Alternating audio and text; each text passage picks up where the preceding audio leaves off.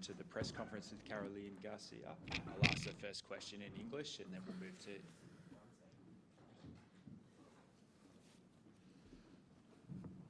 I'll start with the first question in English. We'll move to English questions from the floor and then French questions. Congratulations, you're through to the second round. How do you feel after that? Yeah, I mean, I feel definitely happy. You know, it was a great atmosphere out there, kind of my first late night session, and it definitely feels different. And playing Naomi in this court, it's always very special. So, yeah, it will be a match I will remember, and that's also why I play tennis. Sort of inspiration to bring your best for this occasion, because that was one of the best matches I didn't really understand the beginning. Sorry, can you just talk about how inspired you were to play well tonight? Because it seemed like this was a pretty perfect match for you in this big moment, big opponent, big stage. It felt like everything was sort of perfect from our side watching you. Did it feel that way to you too?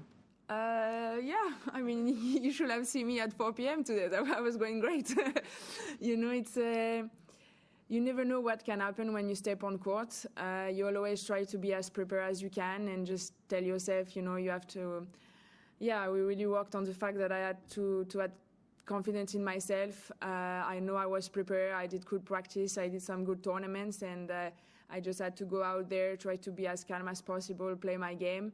And the beginning of the match was definitely important for me, and we stay both quite solid on the beginning of the serve, serving big. And yeah, I was feeling good out there, and I wanted to have a good time. Around 4 o'clock, that's when you sent that tweet about serve playing for emotions, and was that all you trying to calm yourself down or put the right energy out today? Yeah, I mean, you know, sometimes there is a lot of going on, and sometimes. Yeah, I'm really definitely sometimes struggling with my emotion, and on court I'm not always having a great time lately, and we are trying to work on it, and sometimes it's overwhelming, and definitely to be playing first round Naomi, coming back, great player, and playing very late match. Yeah, I was overwhelmed, and I was scared to step out there, and sometimes it's good to let emotion out and embrace it, and then you try the best you can, you know. Congratulations. Thank you. So it's been 3 years since you played her last time here. Yes. Maybe? Since, well, I don't know. yeah, it's 3 years.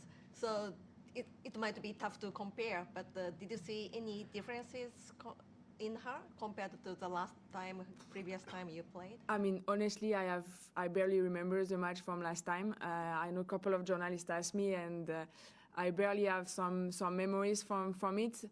I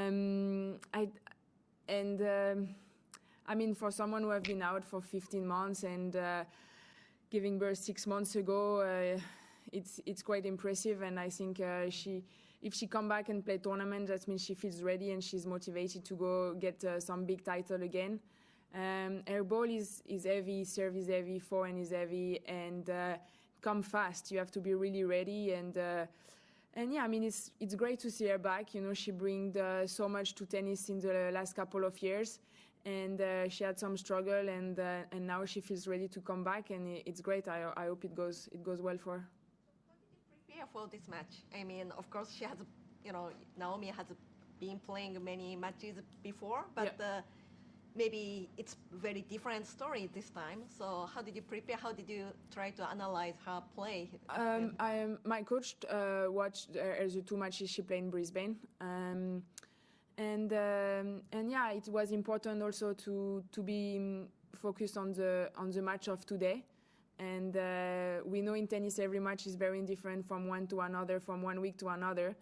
So I had to be focused on today and not kind of think of what she has been playing before her break. Yeah, I mean, I did know that she was going to serve big, do ace, do winners. And that's what happened, you know, and I had to be ready for it, try to bring one more ball back. And yeah, it was a challenge, most importantly, with me, it's always to be focused on myself and on my game anyway. So. Have you ever faced in a Grand Slam a situation where you're playing a first round that is more like a quarterfinal or a semifinal in terms of the quality of your opponent, and you have to be at the top of your game just right from the start?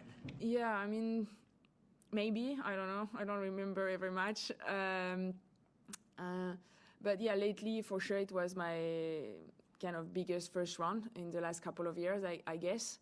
But yeah, it's tricky. But you know, in the last couple of tournaments, I played some girl ranked 200 and 500, and that was not a piece of cake either, you know. So every match is super dangerous. Every match gets emotions, and it's different ones. But you want to deliver the best way you can. Obviously, playing Naomi, it's a challenge, but I try to think that she will also have some pressure, and she's coming back. She probably she's very expected from all the journalists around, so it's not easy to be in her shoes either, I guess. So sometimes you have to try to think a little bit like this, and I know I was going to be stressed, but I was hoping I was not going to be the only one. The last couple of questions in English, and then we'll move to the French questions. Carol, congratulations. Thank you. It's the idea that you were stressed out before this match, given the way that you played the match, it's like two different things, because you seem so relaxed and free and seem to be playing quite pressure-free, particularly serving behind in the second set. So what were you telling yourself? How did you get from 4 p.m. to that performance? I let it out, so that means I cried a lot. I don't know if that was code or what, so that's I talked with my team, and yeah, I mean, they gave me some positive energy, my partner, my coach, and yeah, after you realize that, yeah, you prepared, you train well. I had a couple of matches behind me with some good performance against Iga and Jelena, even if it didn't turn on my side, but that was good performance. I was feeling good physically, and then I tried to breathe as much as I could every single point. At 5-4, I told my coach, pressure is coming up, you know, I have to serve it out, and I feel more and more stress. And, you know, it was just really 1 point at the time today, and it's definitely important, and it will definitely give me confidence to keep trying and keep learning to manage all of that better, and it can help me to do great things, or at least enjoy the ride.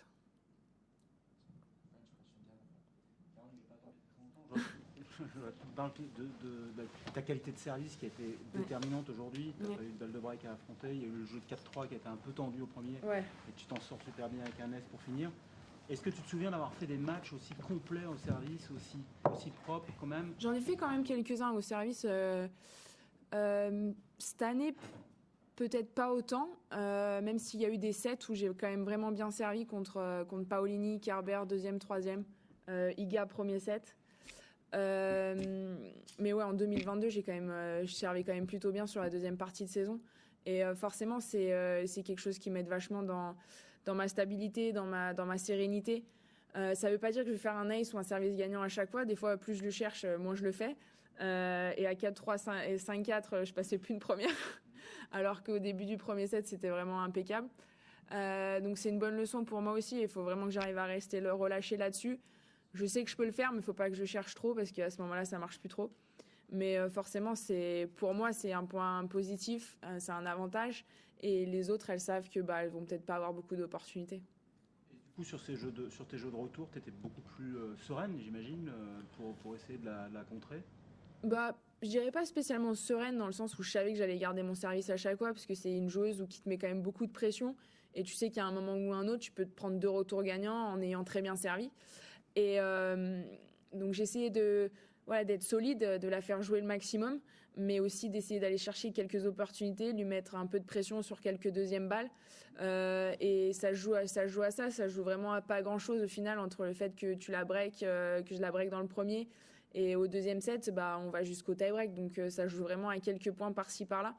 Mais c'était important pour moi au retour de tout le temps lui mettre la pression et d'essayer d'aller provoquer soit une double fausse ou une deuxième balle un peu plus courte parce que il n'y avait pas grand chose à se mettre sous la dent, quoi.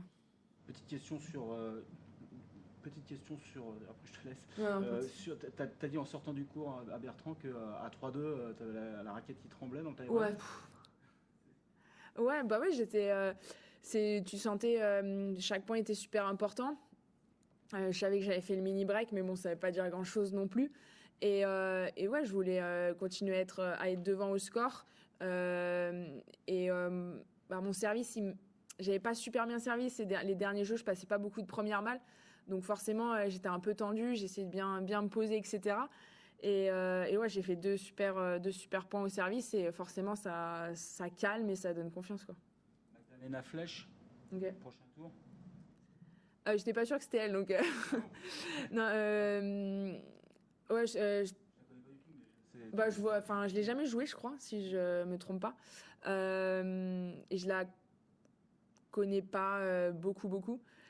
C'est un match complètement différent, tout le scénario est différent. Le cours sera certainement très différent aussi. Mais c'est aussi le charme des grands chelems, c'est que faut que tu sois prêt à jouer chaque jour à 100%.